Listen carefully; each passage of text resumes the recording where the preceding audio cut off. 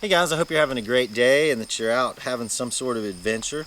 I'm sitting here going through the daily, and I was looking at a place that got me to thinking about fate, and I was wondering about the difference between fate and coincidence. Maybe you guys can help me, but this is my thoughts on it.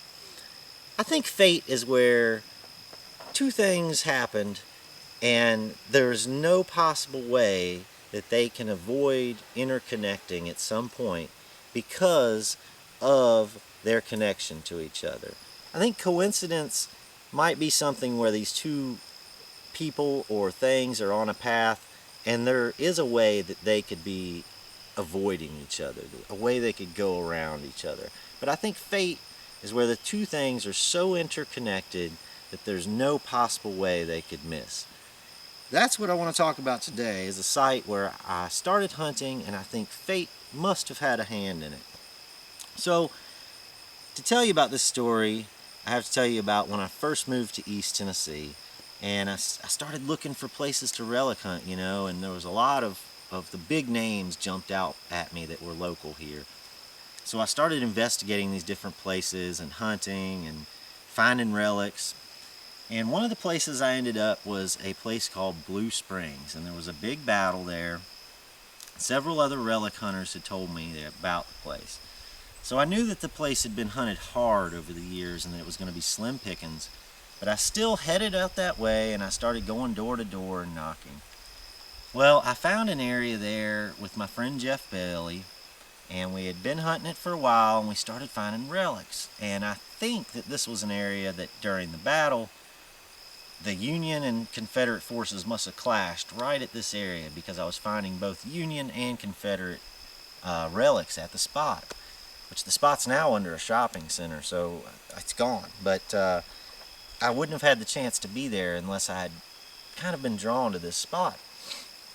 So we hunted it and we started finding a lot of different things. We found a lot of bullets, a lot of 3-ring bullets, a lot of Confederate Gardner bullets, and I found a lot of infield bullets. There was a wide variety of bullets coming out of there, some large caliber bullets, and we started finding friction primers. These were Confederate friction primers from the cannons. This was the thing that would ignite the cannon. This would stick down in the vent hole and they'd have a little rope and they'd yank this little wire out, which would cause a spark almost like a match and light the cannon.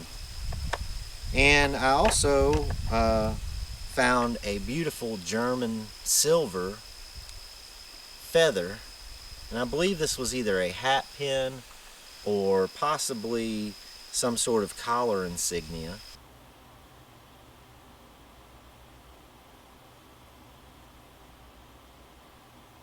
One thing I did want to mention about this hat pin is there is what appears to be a signature across the back of this, and I've never been able to make it out, but if you look really closely you can see there's like an A, and then it starts to come up this way really lightly, but I've always thought that was maybe the signature of the person who owned this. Never quite been able to make it out though. It looks almost like it says Arnold, or I don't know. Pretty amazing piece though. Found a kepi buckle and a lot of pieces of artillery frags. Another neat find was this beautiful sterling silver safety pin, which I think is amazing that that I found that. I found that with the Nautilus and it was like 8 inches deep, and B, that it survived. I also found a couple Selma Arsenal bullets down there. I believe those are what those are, either Selmas or Macons. But as I got home and started researching bullets, I found some bullets that I couldn't identify, and I got out my bullet book and I found that they were Colt revolving rifle bullets.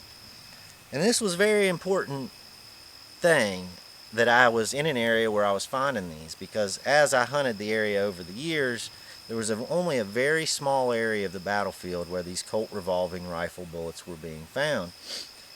And I did some research on the troops that were there, and it turns out that during the battle that happened there at Blue Springs, the 23rd Corps was there, and my great, great, great grandfather's troops were there fighting. And their troops were the only troops there with Colt revolving rifle bullets.